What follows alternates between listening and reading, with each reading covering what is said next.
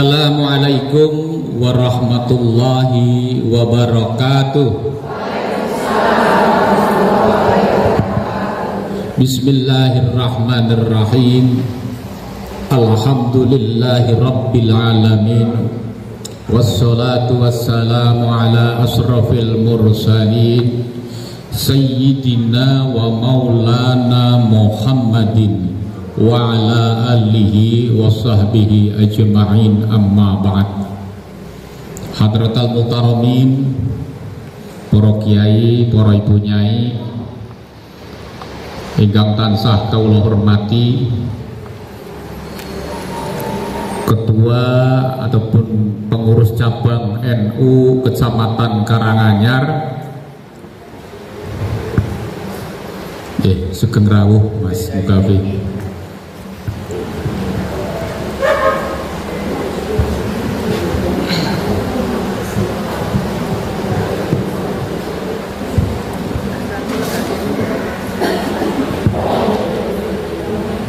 Selamat datang Bapak Mukafi, anggota DPRD Provinsi Jawa Tengah dari Partai Kebangkitan Bangsa. Hingga menghormati pimpinan cabang Muslimat NU Kabupaten Karanganyar beserta seluruh jajarannya. Hingga menghormati pengurus cabang NU Kabupaten Karanganyar yang pada kesempatan ini dihadiri oleh Sekretaris PCNU, beliau Kiai Haji Jati nopo asli lengkap Mas Jati ngoten mawon, beserta seluruh jajarannya yang saya hormati, pimpinan cabang Gerakan Pemuda Ansor yang pada kesempatan hari ini diwakili oleh Wakil PCGP Ansor, hadirin peserta seminar yang saya banggakan. Pada kesempatan yang pagi hari ini, mari kita bersama-sama sebelum kita memulai, kita terlebih dahulu memanjatkan rasa puji syukur kita kehadirat Allah Subhanahu wa taala atas rahmat dan nikmat yang diberikan kepada kita, sehingga pada siang hari ini kita bisa mengikuti seminar dan bedah buku Kiai Haji Muhammad Hashim Asy'ari dalam keadaan sehat walafiat tanpa satu apapun. Selawat dan salam kami aturkan kepada junjungan kita baginda Rasulullah Muhammad sallallahu alaihi wasallam ingkang kita dereki tindak lampahipun lan ingkang kita tengge-tengge syafaatipun khususipun benjang wonten ing yaumil kiamah. Kula dongake mugi-mugi sedaya muslimat NU Karanganyar, baik rantingnya, anak cabangnya, PC-nya ingkang rawuh wonten ing papan mriki, mugi-mugi tansah pinaringan gesang ingkang barokah. Amin. Dipun paringi hidayah. Amin. Dipun tebike saking musibah. Wau saking dalam ingkang wonten ingkang kraos encok pegelinu masuk angin darah tinggi asam urat kolesterol, kula dongake kondur saking mriki dadi waras. Amin. Ingkang duwe utang kula dongake kondur king mriki dadi lunas. Amin. Ibu-ibu nyai nyuwun pangapunten, kala wingi dipun telepon kalian ibu nyai ibunda kita Ibu Sulis, Pak Barok benjang saged boten teng Karanganyar. Kula jawab acara nopo? Seminar. Kaget kula. Sebab sanes bidang kula pengisi seminar, wah bukan kapasitas saya untuk mengisi kegiatan-kegiatan seminar pada siang hari ini. Sebab dari keilmuan saya ora nyandai membedah buku ini pun kaitannya Kiai Haji Muhammad Hashim Asy'ari. Lah dilalai sebelum Senin beliau telepon, Senin saya ada tugas pansus mendampingi DPRD Kabupaten Wonogiri ke 3-4 tempat, yaitu ke Cimahi, ke Kota Bandung, Kabupaten Bandung, dan Kabupaten Bandung Barat. Dan baru saja pagi ini tadi saya baru pulang. Nyuwun sewu bunyai kula ketwingi. Kula mboten saged, insyaallah mboten saged. Ini mugi-mugi mbok menawi kula nanti bisa pulang dulu saya insyaallah, tapi saya tidak bisa menjanjikan. Dilalai kula golek tiket sepur kula wingi sedaya full karena hari libur. Lah niki mau dalu jam sekitar jam 1 jam berapa? Bedal saking mriko rombongan jam 7 dugi Wonogiri kula bablas mriki alhamdulillah. Niki kula mbok dereng saged mengke nyampaikan materi niku bunyai wong kula iki dereng siap materi niku. Mboten napa-napa sing penting dugi ya. Beliau ngaten. Berbicara terkait tentang sejarah Kiai Haji Mbah Hasyim Asy'ari. Siapa tokoh yang tidak kenal dengan beliau? Baik tokoh Islam, tokoh agama-agama lain, Nasrani, Buddha, semua kenal dengan beliau. Bukan hanya orang Indonesia saja yang kenal dengan beliau, tapi dunia juga kenal dengan beliau. Karena apa? Karena beliau di samping seorang ulama, beliau adalah seorang pemikir, seorang nasionalisme, dan seorang pejuang sejati yang lahir asli dari Indonesia. Banyak peninggalan-peninggalan beliau, terutama karya-karya beliau, buku-buku kitab-kitab beliau ditinggalkan agar dipelajari, agar menjadikan pegangan hidup kita warga Nahdlatul Ulama. Tadi sudah dijelaskan banyak. Di dunia pun beliau mempersatukan umat, di mana ketika kekhilafan Turki Masnia kekhilafan di Arab runtuh, kemudian Arab Saudi digantikan oleh Raja Saud pada saat itu, di mana Raja Saud akan menerapkan mazhab Wahabi sebagai mazhab resmi. Maka inilah menjadi sebuah gejolak khususnya para kaum pondok pesantren. Kalau mazhab Wahabi dijadikan mazhab resmi di Arab Saudi, tentunya nanti ada situs-situs sejarah yang akan dihancurkan oleh pemerintah Arab Saudi, termasuk salah satunya adalah makam Rasulullah Muhammad Sallallahu Alaihi Wasallam. Maka beliau membentuk sebuah komite Hijaz yang mana tugasnya adalah untuk menyampaikan pada pemerintah Arab Saudi, dalam hal ini adalah Raja Saud, agar situs sejarah khususnya makam Rasulullah tidak dihancurkan. Dan alhamdulillah jasa beliau, kemudian beliau menunjuk Kiai Haji Wahab Hasbullah sebagai ketua komite Hijaz datang ke Mekah untuk menyelamatkan penghancuran situs-situs sejarah tersebut. Dan alhamdulillah sampai hari ini yang datang ke Mekah pasti masih melihat makam Rasulullah Muhammad Sallallahu Alaihi Wasallam. Juga di samping itu beliau menanamkan rasa nasionalismenya di saat-saat perang menghadapi penjajah. Beliau menyampaikan sebuah resolusi jihad bagi para pejuang-pejuang, bagi umat Islam, arek-arek Surabaya pada saat itu yang menghadapi sekutu yang mau datang kembali ke tanah air, yaitu dengan resolusi jihadnya. Mereka mampu mengorbankan jiwa perjuangan, menyatukan umat Islam untuk mengusir penjajah. Alhamdulillah dengan resolusi jihad, semua tua muda, para umat Islam, santri-santri pondok pesantren bangkit menghadang penjajah. Dan dengan resolusi jihad itu maka penjajah bisa diusir dari Indonesia. Inilah beliau. Di dunia internasional, di dunia nasional, Indonesia selalu mengobarkan semangat perjuangan untuk membela negara kesatuan Republik Indonesia. Dan akhir-akhir ini nasionalisme kita sedang diuji kita. Bagaimana tidak diuji? Sekarang Hadratus Syekh, kiai kita, guru kita semua dihina, dilecehkan. Ada yang mengatakan bahwa Hadratus Syekh Hasyim Asy'ari itu adalah orang bodoh. Bagaimana menurut panjenengan? Saya yang menyampaikan akan saya melawan siapapun dia dan apapun resikonya. Habib Faisal Assegaf dialah yang mengatakan bahwa Hadratus Syekh Hasyim Asy'ari adalah orang bodoh. Ini adalah sebuah penghinaan kepada kiai-kiai kita, pada ulama-ulama kita. Maka saya sampaikan dengan lantang apapun resikonya. Pak Warok, apakah kamu tidak takut dipecat dari NU?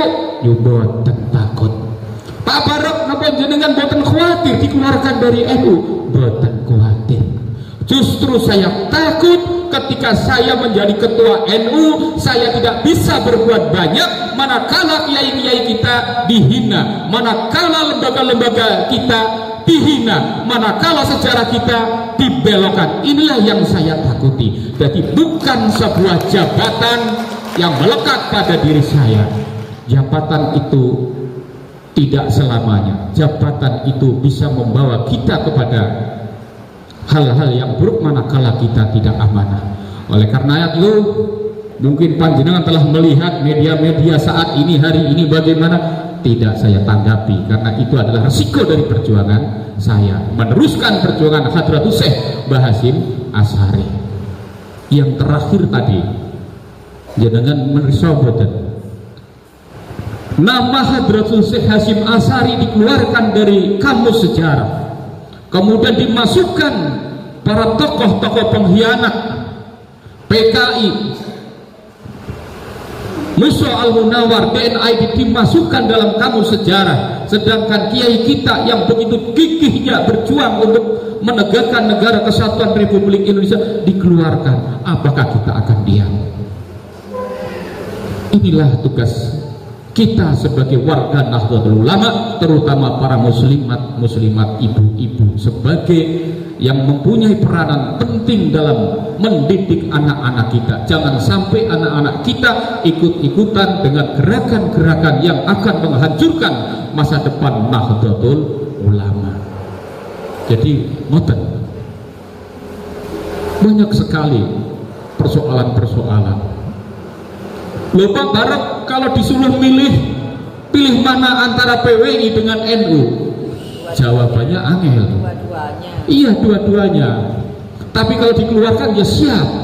Saya dua-duanya, karena apa yang tidak bisa dikerjakan oleh NU, saya bisa mengerjakan perjuangan untuk NU lewat PWI. Tapi kami tidak pernah keluar dari rambu-rambu yang ditetapkan oleh Nahdlatul Ulama. Sebab di NU itu yang larangannya yang ada dalam anggaran dasar anggaran rumah tangga itu tidak boleh merangkap dengan organisasi yang bertentangan dengan Pancasila. Sedangkan di PWI semua asas landasan misi visinya sama, yaitu sama juga akidahnya, sama juga dasarnya, tidak ada yang berbeda. Pendirinya pun cucu daripada pejuang Ahlussunnah wal Jamaah, cucu Mbah Abbas, salah satu panglima Hizbullah, panglima kesayangan Hadratus Syekh Kiai Haji Hasyim Asy'ari. Jadi nyambung gerakannya.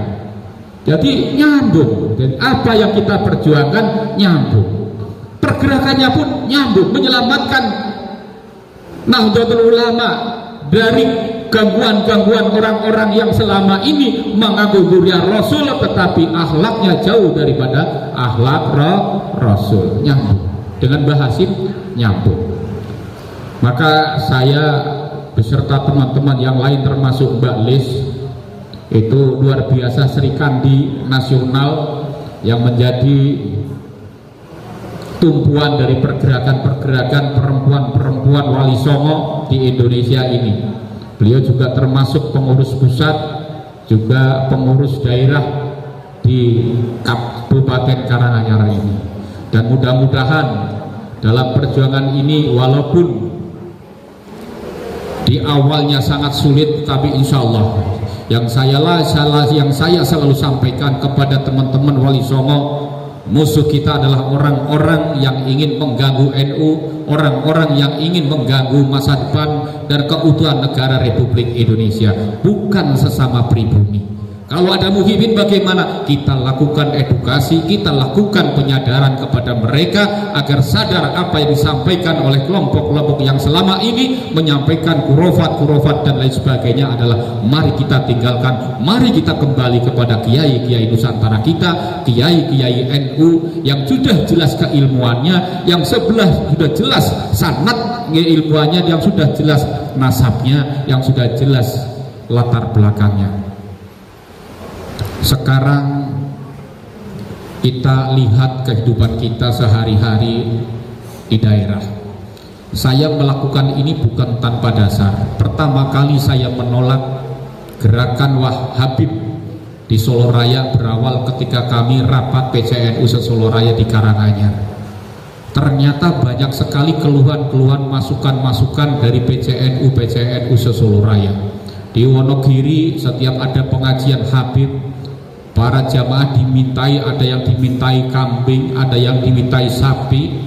Bagaimana caranya agar pengajian itu selesai, pengajian itu sukses, pondok-pondok ataupun masjid mereka bisa terbangun dengan baik.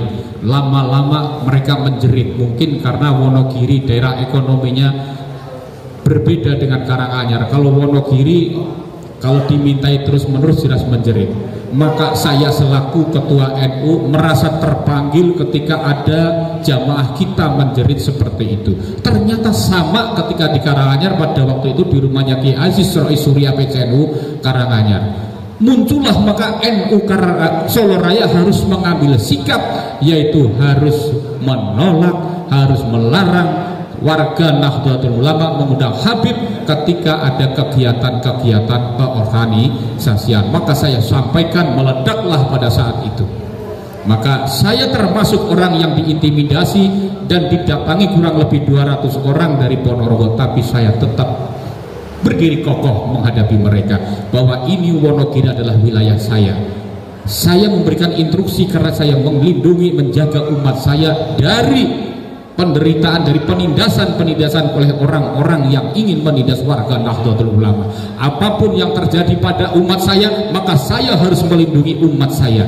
Oleh karena itu panjenengan akan membuat masalah di Wonogiri, maka panjenengan akan berhadapan dengan umat Nahdien di Kabupaten Wonogiri.